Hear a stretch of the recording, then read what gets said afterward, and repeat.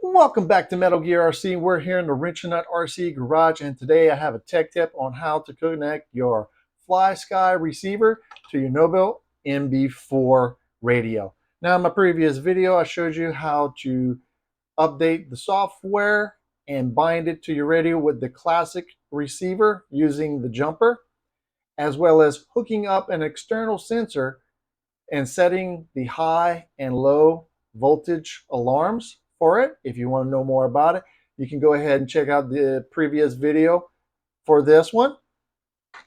But in this video here, we'll be talking about the advanced receiver that uses the binding button. It doesn't need a jumper for updating the firmware and binding it to the radio. And I'll show you how to properly set this up, especially if you're getting a new one.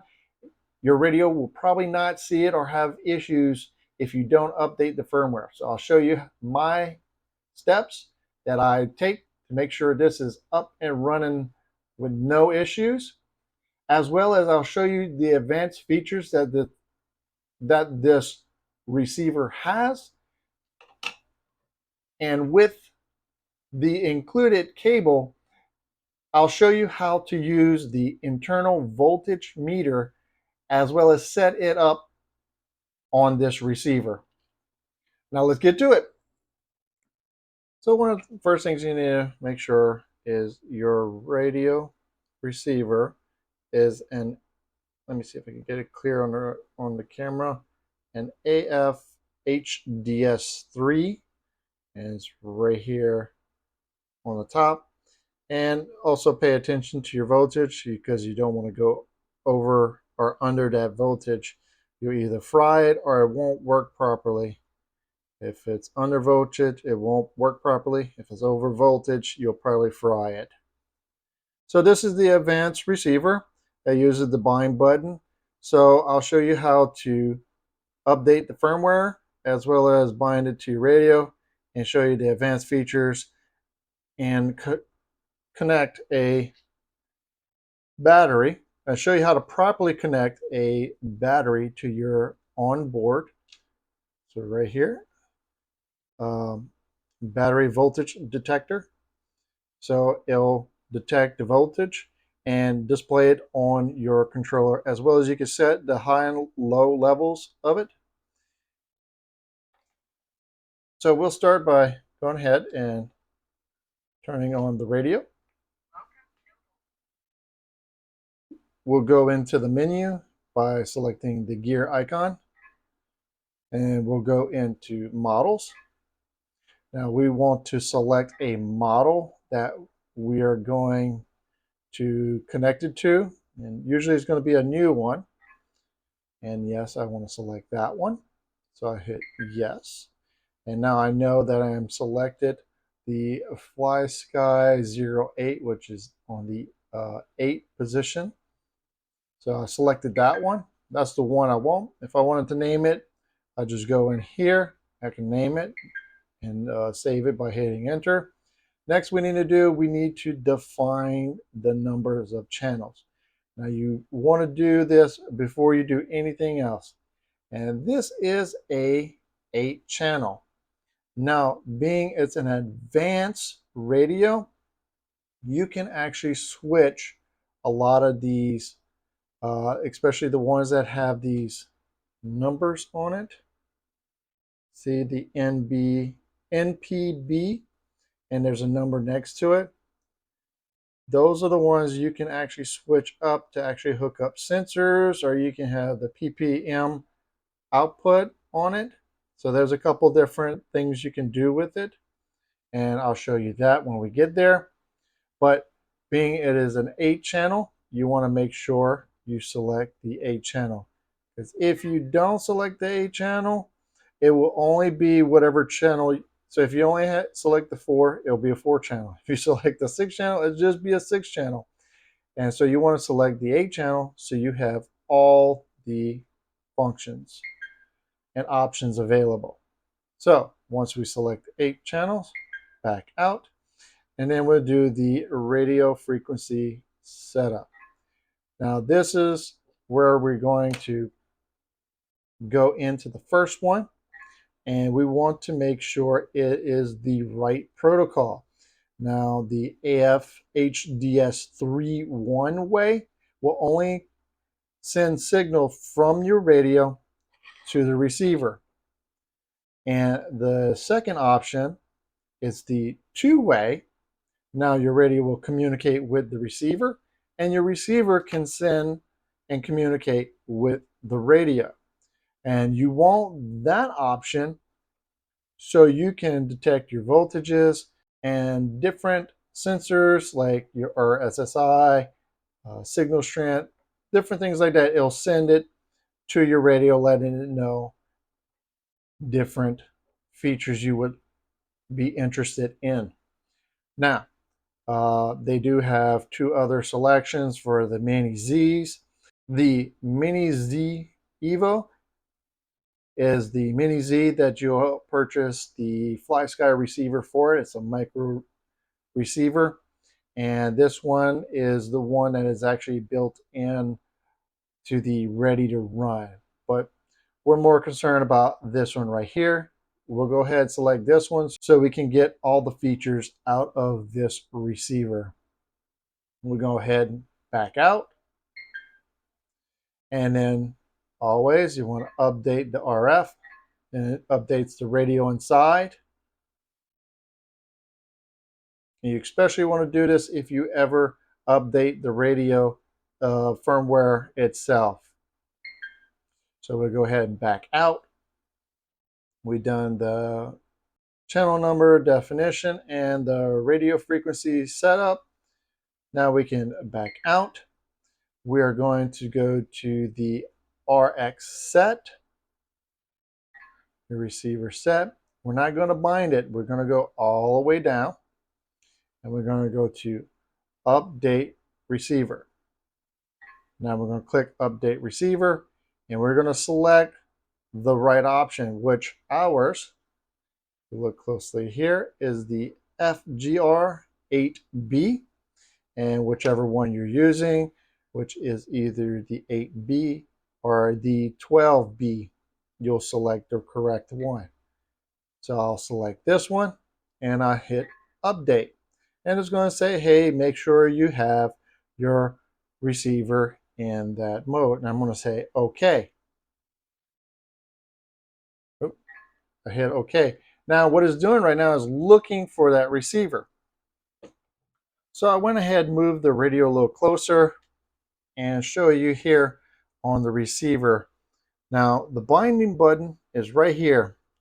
You can hold the binding button down, plug in the power source to the receiver in the correct orientation, and you want to keep holding it down, and then it will go into bind mode. You'll see the LED light blink really quick, but you keep holding the bind button down until it starts to slowly blink, and you'll notice on the screen that it's updating. Once it starts updating, you can release that bind button, and when it's finished updating, you can then power cycle it. The second way of doing it is taking it, plugging in the power, correct orientation, any port. You're going to hold down the bind button until it starts blinking quick, but you'll keep holding it down, same thing, and then it's going to start blinking slowly, and you will go into the firmware update mode, which it's doing now. Once it starts updating on the screen, you can let go of the button. It will finish updating it,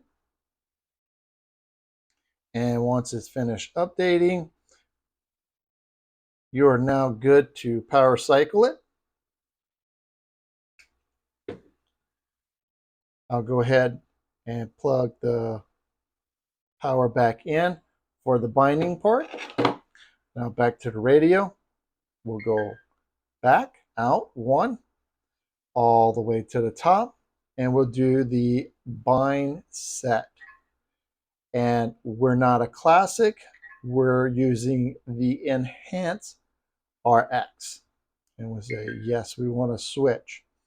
Now you have the ability to do multiple receivers.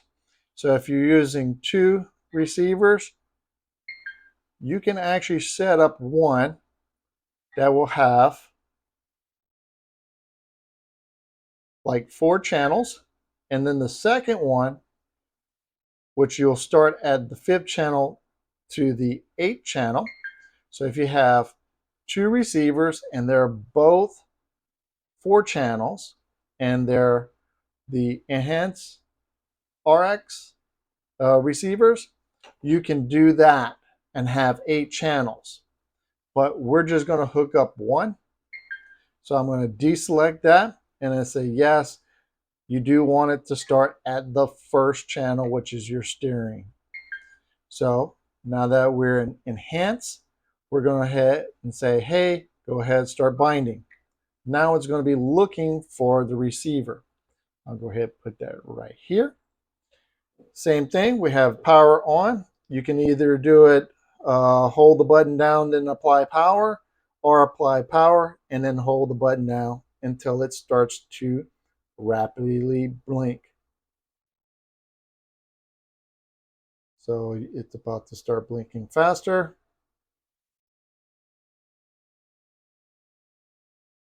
And there it goes. And you're now bind to the radio to channel 8. Now you can go and update the channel name as well as set a couple of features. Now, these are those channels I was telling you about that are marked on the receiver, and the NPA, B, and C, you can actually go in here. So if I want to put an external sensor, I can go here and say, hey, it's going to be an iBus in port or an S bus, depending on what type of sensor I use. Now, if I have more, if I'm using a 4 channel and I want to output more channels, I can select another channel that's going to put the PPM out. So I can say, hey, I want PPM out on that one channel. But we're going to keep it simple and we're just PWM. And like I said, depending on your sensor, if it's an S bus, you use S bus. If it's an I bus, you want to use I bus in, so you get the information into your receiver so it can send it to the radio. We'll leave it as PWM. So all of them PWM, so you can hook up any device that takes the servo style signal, either analog or digital. Now we'll go into the servo frequency. Now, this is what I really love about the enhanced receiver. In the classic receiver, you'll set all the channels with one. Either it's going to be a digital servo or it's going to be an analog servo, or you can actually set the refresh rate, but it's for all channels. On this one here, I can nitpick. I can say, hey, they're all going to be a certain thing. So like analog servo here, or a digital servo here, or I can customize the refresh rate, or depending on if it's needs over 1,000 hertz, I can select all these. And you will know depending on what you're using. Or you could just say, hey, sync with the RF signal. But we're going to keep it simple. And we're going to say, hey, my steering servo is digital. My throttle's digital. But hey, this channel here, I'm using a cheap winch on it. But it's not digital. But it's analog. I'll go in here and I'll select analog and back out. Now my channel 3 is an analog while all my other ones are digital servos. But let's say I start getting some type of clatter or something, I can come in here and I can set it to a custom refresh rate where that device works properly. So I can go all the way down to 50 hertz on it, or I can go higher and find that sweet spot where that device works properly with it. And that, like I said, this is what I love about the Enhance. Well, one of the things I love about the Enhance receiver is I can go in here and customize each individual. And I actually have a truck that uses everything's digital except for one thing, and I have to switch it to a analog input so it can work properly and have no little glitches or weird things happening to it. Now we got all that set up. We can go in here to the RX battery monitor. So if you're a nitro guy and you have a battery input, like a battery pack like this, you can come in here and you can actually set a high and low limit, which this one, the low voltage, it just gives you the scale for this battery up here. This RX battery is this one here. So if I were to raise the high voltage, it's going to make that battery go low, like, because it thinks it's supposed to be 8.1 volts. So it thinks the high voltage is 8, the low voltage is 4. So technically it's about halfway. Now I can also go in here and set an alarm. If I don't want it to go under 6 volts, I can go here and set it to 6 volts. And as you can see, it's giving me an alarm and blinking saying, hey, your receiver voltage is low, and lets you know your servos or your electronics will not operate or function the way they were meant to. So I'm going to go ahead and put this back down, which the lowest voltage is 4 volts. So it's only going to go to 4.1. And then if you need it to be lower, just remember, you got to come in here and you got to change this one up too. So if you change that one up, now you can go down on this one. So if you wanted to have a LiPo pack, a 1S, you can set it to like 3.4 to go off. And like you don't want to go below 3.3 volts on it. So now it's going to give you a better scale of what your battery voltage is on it. So that's for your receiver servo input battery sensor. Now there is a different built-in voltage sensor, and it's right here on the side. Put it closer. It's your VCC BVD. So your BVD is the port you would plug this connector to it. So let's go ahead and back out, and I'll show you how to do that one. To get to your sensors, you either go to your gear icon and you go to your sensor. Will get you to this page here, or the shortcut, you'll just select the sensor menu up there. You can go to display, and this is how you can troubleshoot and see if everything's working properly. And there's your BVD voltage. That's that one on the side. And then here's your RX voltage. This is the pack that I'm using. And that's the voltage input there, which you'll see it here as well because you have it selected. So it updates here. So you can actually go in here, and once you want to change it up or select something different, you'll go into choose sensor, and you can change this up in any way you want. So if you don't want to see this one because you got that up there, you can come in here and say, actually, I want that to be my BVD voltage. And now it will display the BVD voltage on the top first spot. So as you can see now, there's nothing hooked up to it, so it's not really showing anything.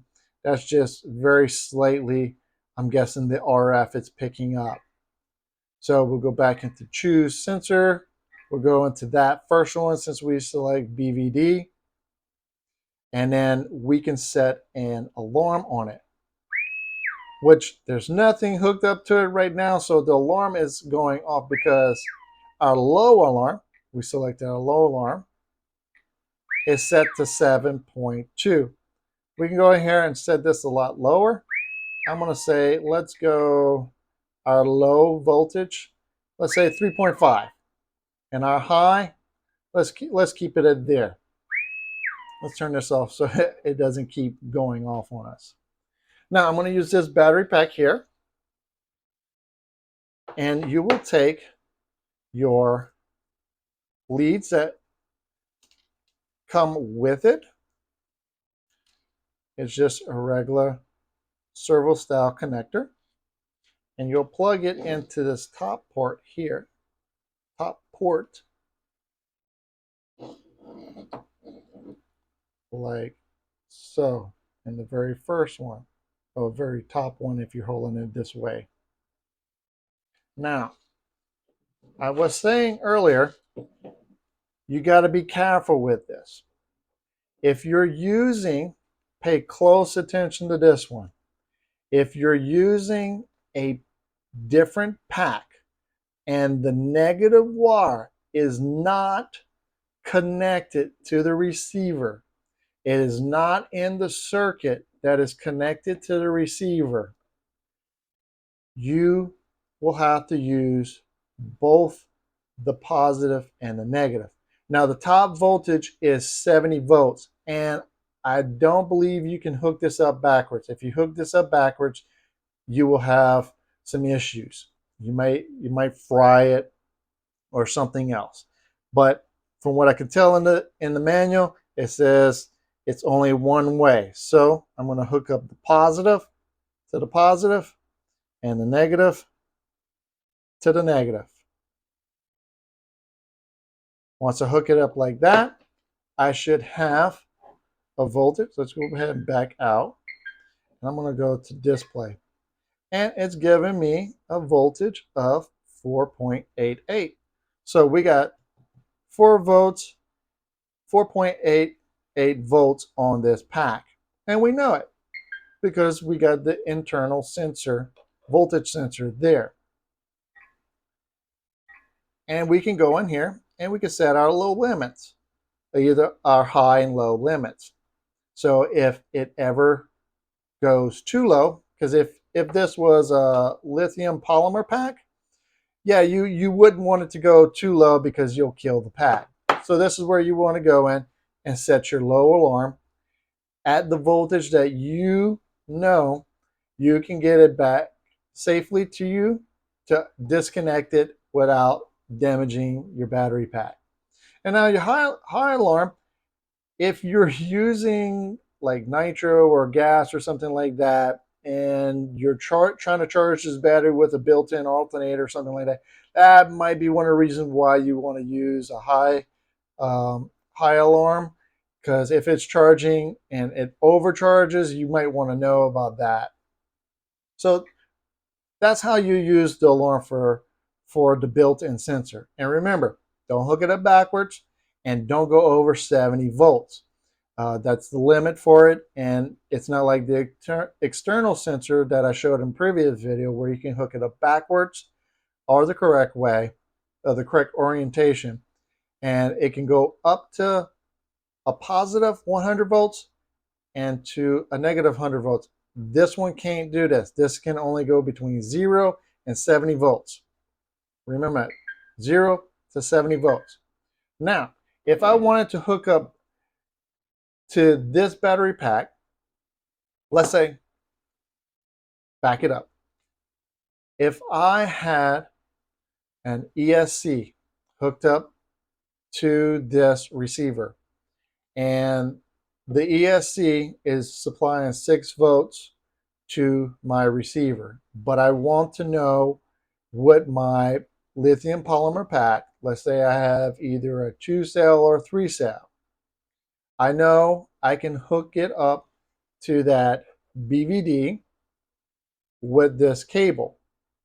But the thing is, the negative wire is in the circuit because the negative of the ESC is connected to your radio, your radio's receiver, and the negative from the battery is connected to the ESC. So you have a complete circuit. So if you try to plug, let's go.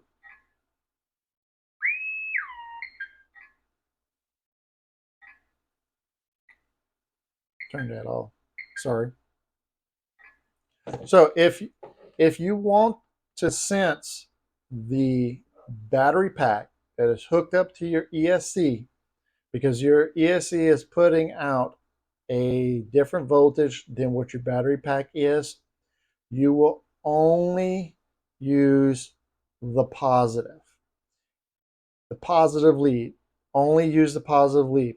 And I've done this by accident because when I read it, the instructions, it wasn't very clear.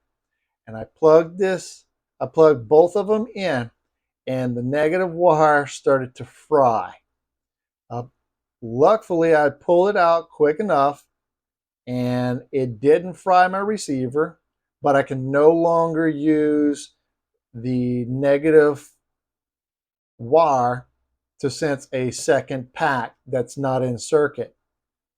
So I would suggest if you're using the BVD on the battery pack that is connected to your ESC, unravel and take off the negative wire. You can simply take a pen or something and you'll pry that little plastic piece up and pull that negative wire out to where you only have the white wire for your positive. And then you can plug that back in and you'll just have the white wire, and then you'll plug that positive right into your battery and you will not fry anything. So remember, do not connect the negative wire if you're wanting to sense the battery that is connected to your ESC. And I'll prove it to you that just this one wire will work. So I'll pick a positive point on this battery, and this is the positive lead. I'm going to stick it in there like so. See if we can get it to stay. So let's go to the radio now. And the last one is your BVD voltage. And as you can see, I'm getting 3.96 volts. And that's because I'm cutting off one of the batteries. And let's go ahead, we'll move it again to a different one. Let's see what voltage we're getting. We're getting 2.61 volts. And that's just with that positive wire. You don't want to connect the negative wire if it's in series. The battery you are using is in series. So you see that it works. Now you can also connect another sensor to here, and you would go in whichever one you plug the sensor in. You'll go into the radio and you'll tell that channel it's a certain protocol you're using to get the information from that sensor, and it would automatically pop up right here on your screen as soon as it's powered up and connected to your radio. And that is your enhanced receiver, how to update it and bind it to your radio, as well as use your built-in voltage meter as well as the RX meter, and set the alarms for it. If you found this information useful, please give me a thumbs up. If you like my content, please subscribe to my channel. And as of now, till next time.